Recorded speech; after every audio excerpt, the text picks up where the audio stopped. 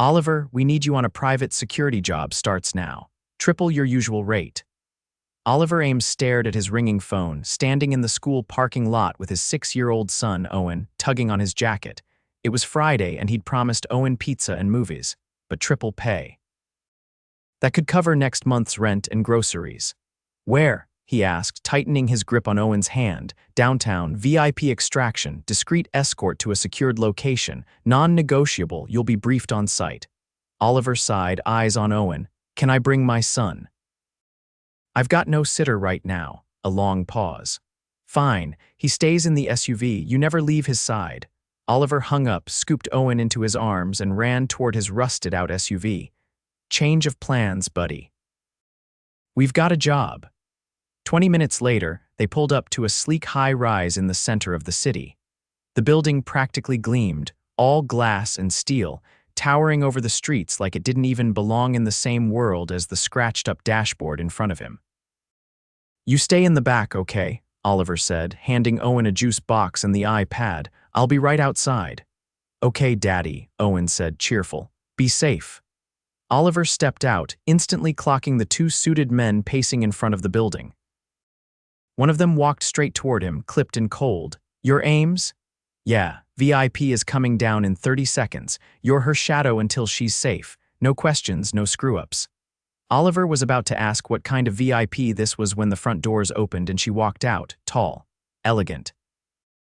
Wearing a sharp navy suit that probably cost more than his entire year's salary. Her heels clicked like clockwork. Her hair was pulled back in a smooth, no-nonsense ponytail, and her eyes icy, focused, and scanning everything. She spotted him immediately. You're the one escorting me, she asked, arching a brow. Oliver blinked. Yeah, name's Oliver Ames. She looked him over from his worn leather jacket to his work boots. Where's the team? Just me. Her lips parted in faint disbelief. You're the security team, he shrugged. Got a price hike. Guess I'm doing okay. Before she could say anything else, a loud bang echoed in the distance. Oliver's instincts kicked in. He stepped in front of her, hand on his concealed weapon, and turned his body toward the building. Inside the SUV. Now, he ordered. She hesitated, and that was all he needed to grab her wrist and pull her toward the car. I don't move, he snapped, flinging the back door open. Owen looked up, wide-eyed. Who's that? Oliver shoved her inside. A client, stay buckled. To her credit, she didn't argue again. Once he slammed the door shut, he jumped into the driver's seat and peeled away from the curb, tires screeching. What the hell is going on? She demanded from the back. I was told to get you out, that's what I'm doing. I'm not some helpless intern, she snapped. I'm the CEO of Stratton Systems. Oliver glanced in the rearview mirror. Good for you, I'm still getting you safe, she blinked. You didn't know who I was? Nope. They just said VIP, didn't mention billion-dollar tech empire. She stared at him like he'd just grown a second head. You really don't know anything about me. I don't need to. All I need to know is where I'm taking you. She crossed her arms, leaning back beside Owen, who was staring at her like she was a unicorn. You've got a kid. Yeah, Owen, he's 6. Hi, Owen said, shy but curious. She smiled. Hi, Owen, I'm Sienna Stratton. Oliver turned a corner fast, checking the rearview. We've got a tail, Sienna straightened. Black SUV. Yep, she muttered something under her breath. They've been after me since the board meeting, NDA breach. Then buckle in, Oliver said. We're not going to any hotel. I know someplace safer. He took them out of the city, weaving through side roads and eventually pulling into a quiet cabin surrounded by trees. It was small, with a wooden porch and a swing hanging from a low tree branch. Safe, untraceable. He parked and turned to look at her. We'll stay here tonight, it's off-grid, no one will find us. Sienna looked around, clearly out of her element. You live here? No, belongs to a buddy. We use it for clients when things go sideways. She stepped out slowly, heels digging into the dirt. I don't do rustic. Oliver opened the trunk and handed her a pair of sneakers. You do tonight. She gave him a look but took them anyway. Owen yawned and climbed out after her. Is there hot chocolate? I'll make some, Oliver said, ruffling his son's hair. Inside, he got to work starting a fire, heating water, and keeping an eye on the windows. Sienna sat stiffly across from him, her arms wrapped around herself. You always do this kind of thing? She asked, watching him. Used to, ex-military. Now I do private security gigs to keep food on the table. She looked at Owen, now curled up with a blanket on the couch, and you're raising him alone. Yeah, his mom took off when he was 2, couldn't handle the lifestyle. Sienna went quiet. He handed her a steaming mug. Here. Not Starbucks, but it'll warm you up. She took it, their fingers brushing. Thanks. They sat in silence for a moment, the crackling fire filling the space. You really didn't know who I was? She asked again. I'm a single dad trying to keep the lights on. Your face isn't exactly on cereal boxes. A laugh escaped her lips. You're refreshing, he raised an eyebrow. Most people call me a pain in the ass, she smiled, and for the first time it wasn't guarded. I like pain in the ass. He looked at her, really looked at her. The CEO mask had slipped. She was tired, vulnerable, and sitting in his borrowed cabin, drinking hot chocolate with his son, and she was beautiful, but he shoved that thought aside. This was a job. A dangerous one. Still, as her eyes met his again, something shifted between them, a spark. Quiet and real. And neither of them looked away.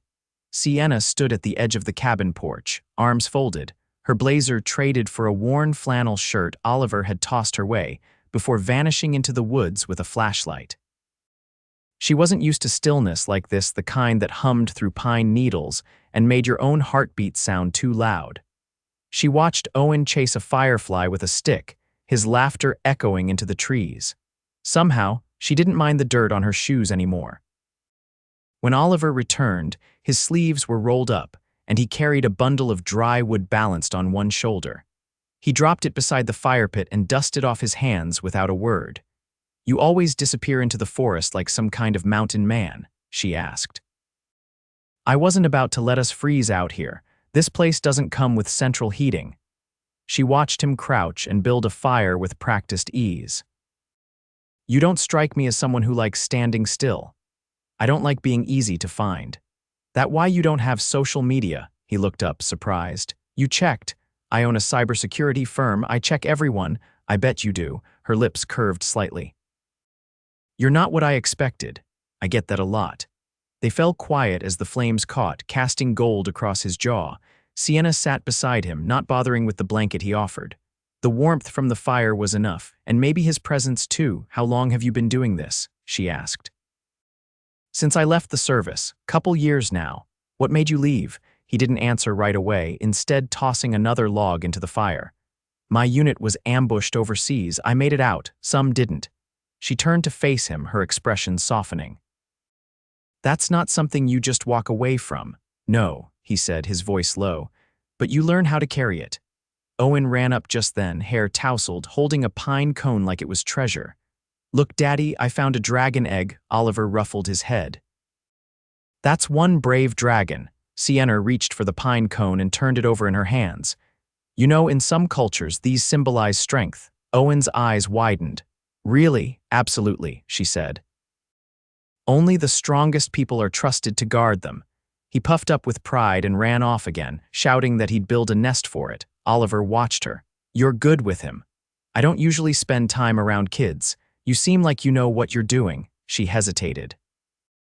I helped raise my younger brother. Our parents were always either working or fighting. Where is he now? She stared into the fire. We haven't spoken in over a year. He took money from the company, tried to pin it on someone else. I had to cut him out. Oliver said nothing, letting the silence stretch until she spoke again. I thought if I worked hard enough, built something solid, I could fix the cracks in our family. Turns out some things just fall apart anyway. He leaned back, arms resting on his knees.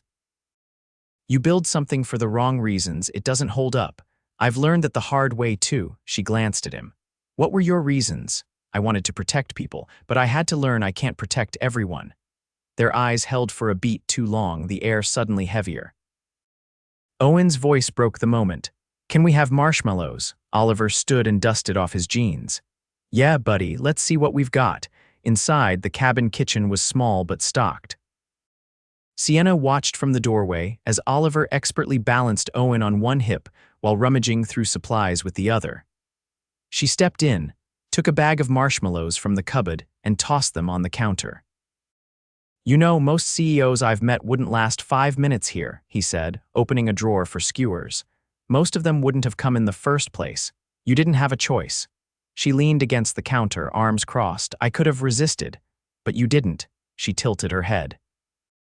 Maybe I was curious. About what? She hesitated, then said, what it's like to be around someone who doesn't want anything from me. He looked at her, something unreadable in his expression. You're not used to that. Not in years. They took the skewers and marshmallows outside, where Owen already had a spot picked near the fire. As they roasted together, the flames casting flickering shadows, the mood shifted again, something warmer than the fire between them. Later, when Owen fell asleep under a blanket on the porch swing, Sienna sat beside Oliver at the edge of the steps, knees brushing. You know what's strange? She said quietly. What? I don't feel like running anymore. He didn't move, just let her words hang there. I don't know what that means, she added. It means you're tired. Maybe, or maybe I finally feel safe. He turned his head. You are. The way he said it like a vow, not a reassurance, made her chest tighten. She didn't answer, just leaned her head against his shoulder. For the first time in weeks, maybe months, she closed her eyes and let herself breathe. And Oliver didn't pull away. By morning, the sky was a pale wash of silver behind the trees, and the cabin was filled with the quiet rustle of movement. Sienna stood at the sink barefoot, her hair down and damp from a quick rinse, pouring water into a battered kettle. She hadn't touched a touchscreen or seen a stock report in nearly 24 hours, and for the first time in years, she didn't feel like she was drowning. Oliver came in from outside, carrying a folded tarp and smelling faintly of pine and cold air. His shirt clung to his back, damp with effort, and he dropped the tarp near the door without looking at her. You didn't have to do that, she said, nodding toward it. You needed dry firewood. That tarp was the only thing keeping it from soaking through. She turned off the stove and leaned against the counter, watching him move. You always this capable before breakfast, he gave a low chuckle as he knelt to untie his boots. Comes with the territory. Owen padded in from the back room, dragging a blanket across the floor. Daddy, can we make pancakes? Oliver glanced at Sienna. I think we've got a mix stashed somewhere. I'll get it, she said, already opening cabinets. You two start the griddle. When the pancakes were sizzling, Owen began arranging forks like they were weapons on a battlefield, and Sienna took the opportunity to lower her voice. Any updates on the vehicle that was following us? Oliver nodded slightly. I made a call to a contact while you were washing up.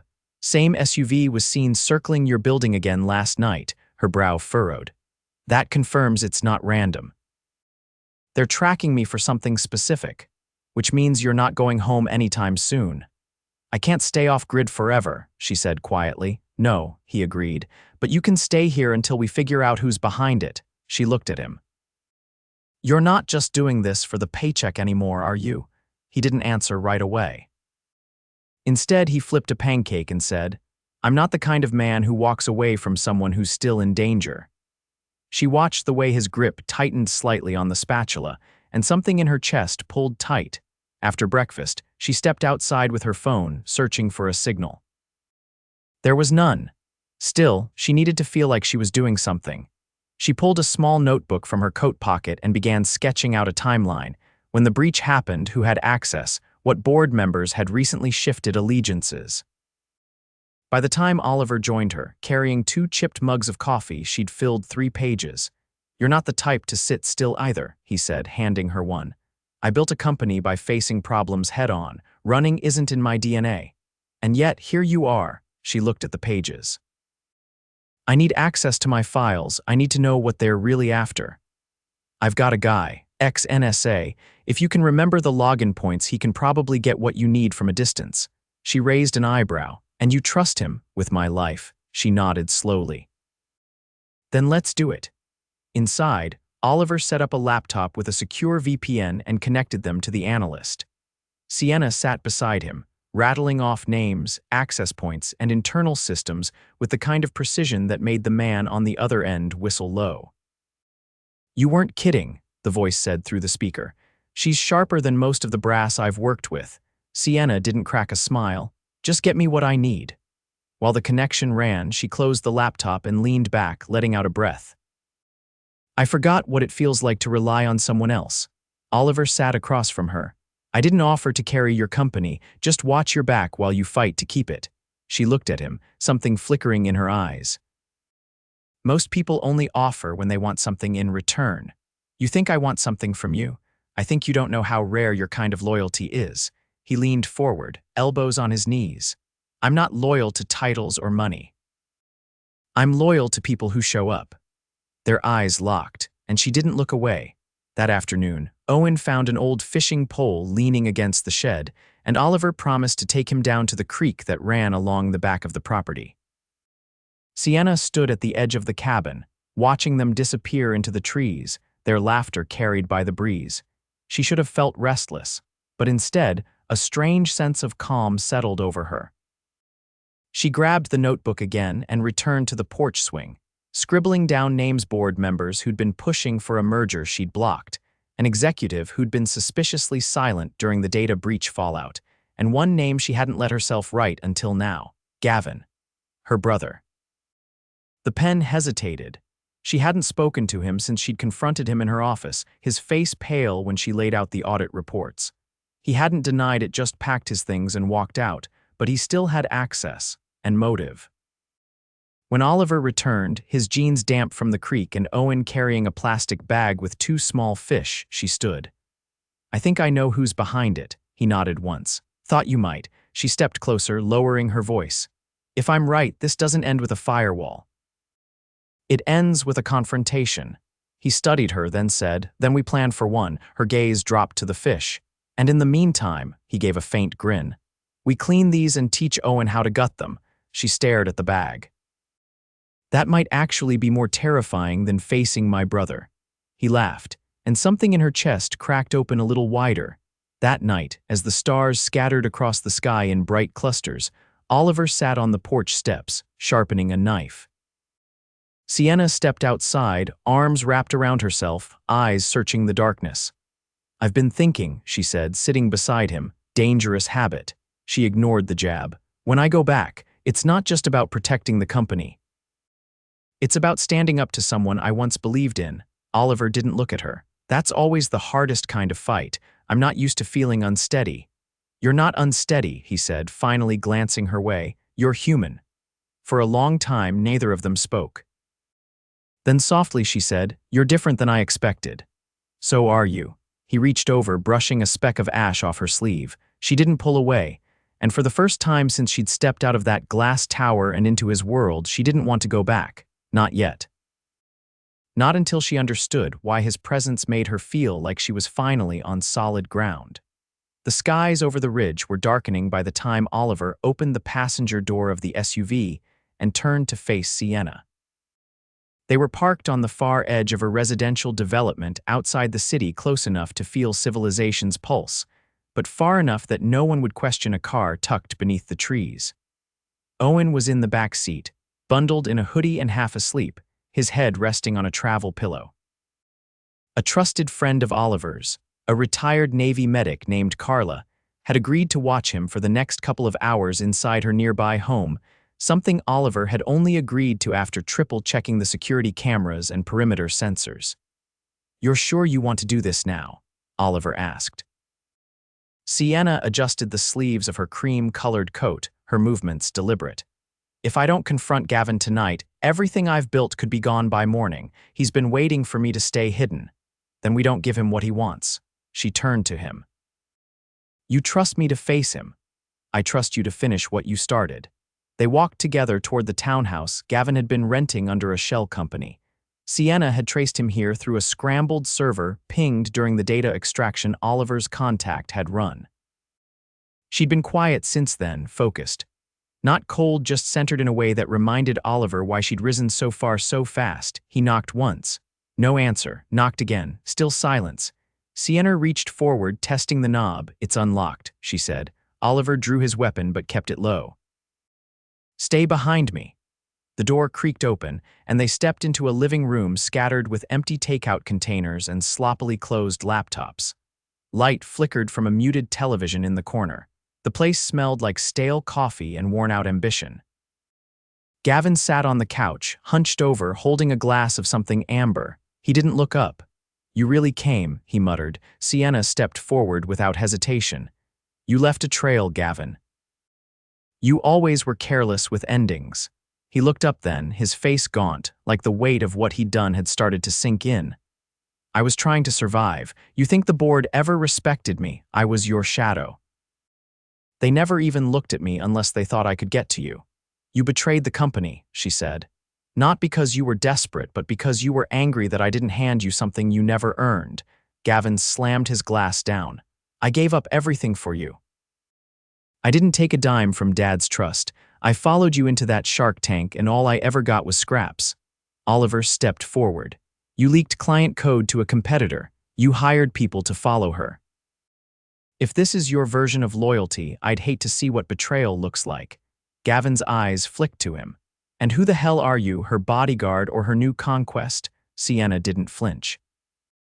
"He's the only person in the last year who's protected me without asking for anything in return." Gavin stood, his jaw clenched. "You're really going to let me go down for this? You did this to yourself," she said. "But I'm not here for revenge. I want your access codes. I want the breach closed. And I want your resignation recorded and sent to every board member before midnight." He hesitated. "And if I refuse," Oliver's tone dropped, "then I send every file we pulled to the authorities. You won't be facing your sister. You'll be facing federal charges." A long pause. Then Gavin sat again, defeated. "You'll get your resignation." An hour later, after the files were secured and the resignation sent, Oliver and Sienna walked back to the SUV in silence. The air was cool, the kind that hinted at rain. She stopped just before the vehicle and turned to him. "I didn't think I'd feel anything, but I do." "What do you feel?" "Relief, sadness, and maybe, like I finally reclaimed something I lost." He nodded. "You did." She reached for the door handle, then paused. "You know, I don't think I could have done it without you. I think you would have found a way. But I didn't have to, that's the difference." Inside the SUV, Owen stirred awake as they buckled in. "Are we going home?" he asked groggily. "Soon," Oliver said, glancing at Sienna. She met his eyes. "But maybe we take a detour first." The detour turned out to be a private airstrip just outside the city. Oliver's jaw ticked when he saw the sleek jet waiting for them, its silver hull glinting under floodlights. "You chartered a jet." "I didn't," she said, smiling faintly. "I own it." Owen's eyes widened. "It looks like a spaceship." Oliver shot Sienna a look. "You're seriously flying us somewhere now? You've been protecting me since the moment I stepped out of that building. You haven't had a break since. Consider this a thank you." He folded his arms. "Where are we going?" "There's a villa on the Amalfi Coast, quiet, guarded, with a view that doesn't involve security cameras. We'll stay for a few days, maybe longer." "And Owen." "There's a pool," she said, "and a pizza oven." Owen clapped his hands. "I like her." Oliver looked between them, then shook his head. "You don't have to do this." "I know," she said, "but I want to." Hours later, as the jet sliced through dawn-pink clouds, Sienna leaned her head against Oliver's shoulder. Owen was fast asleep in a reclined seat across from them, headphones slipping off one ear. "You know," she said softly, "when I first saw you, I thought you were just a guy with a truck and a gun." He glanced down at her. "And now I know you're the one person who saw me, not the company, not the name, just me, and you didn't run." He brushed her hair back, fingers lingering. "You didn't let me," she laughed quietly. "You're stubborn." "So are you." She tilted her chin. "What happens after Italy?" He kissed her, then not in a rush, not like a man stealing something, but like someone finally claiming what he'd known was his from the moment she stepped into his life. When he pulled back, he said, "We go home. Together." And this time, she didn't feel like she was falling. She felt like she'd finally landed. A week passed like a waking dream. The villa overlooked a cliffside draped in wild bougainvillea, the sea below shifting between sapphire and gold depending on the hour. Mornings began with Owen's laughter echoing through the stone corridors as he chased lizards through the garden. Evenings melted into long dinners beneath climbing vines where plates were passed without hurry. And for once, no one had to check their six. Sienna sat barefoot on the terrace, a linen notebook open in her lap, though she hadn't written anything in it for hours. Oliver jogged up the steps from the beach below, towel slung over his shoulder, his hair damp and curling at the edges. "You missed a good swim," he said, dropping beside her. "I was thinking." He leaned forward, elbows on his knees. "Dangerous pastime." She tapped the blank page. I've been trying to figure out what I want to do next, not just with the company, with everything. He glanced sideways. You thinking about stepping down? No, she said. But I don't want to go back and pretend like nothing changed, because it did. I did. She closed the notebook, turning her body toward him. I used to think success meant being untouchable, but now I think it means knowing exactly who you'd trust if everything fell apart. His eyes met hers. That's a shorter list than most people realize. You're at the top of mine. He didn't respond right away. Instead, he reached over and pulled something from the pocket of his swim trunks, a small, carved wooden figure. It was rough, shaped like a tiny fox, no more than an inch tall. I found this in the cabin, he said. Owen left it behind, said you should have it. She turned it in her palm. Why a fox? He said it reminded him of you. Fast, smart, hard to catch. Sienna laughed softly. He's not wrong.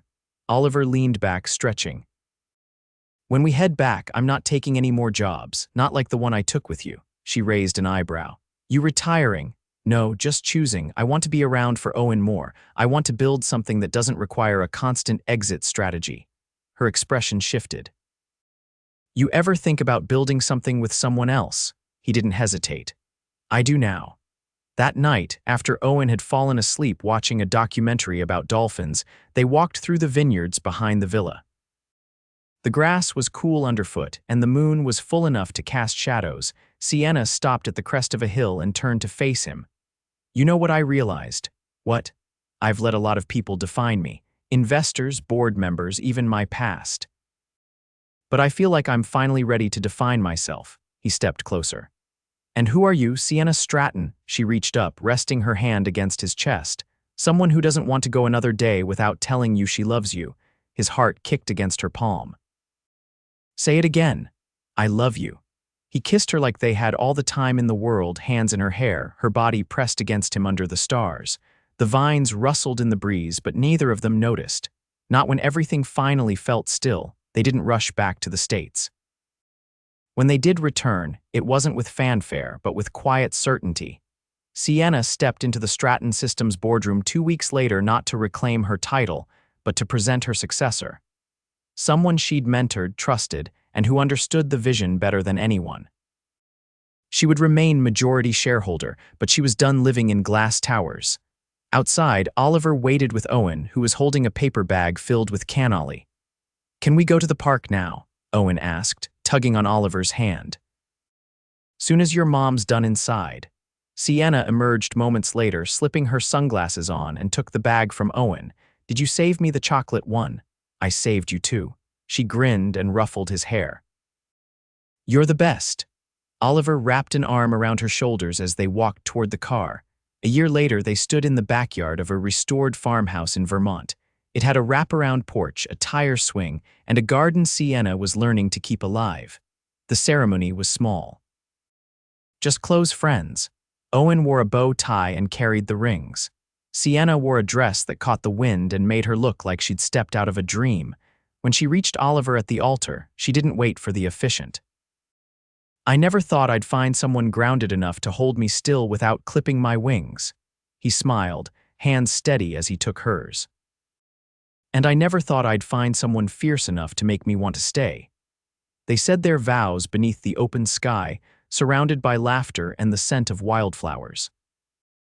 Later, as the sun dipped low and the fireflies emerged, Sienna danced barefoot on the grass. Owen perched on Oliver's shoulders, both of them laughing so hard they couldn't breathe. No glass walls. No security clearances, just a woman who stopped running. A man who finally had something worth staying for, and a life built from the ashes of what they'd both thought they lost, together. Always.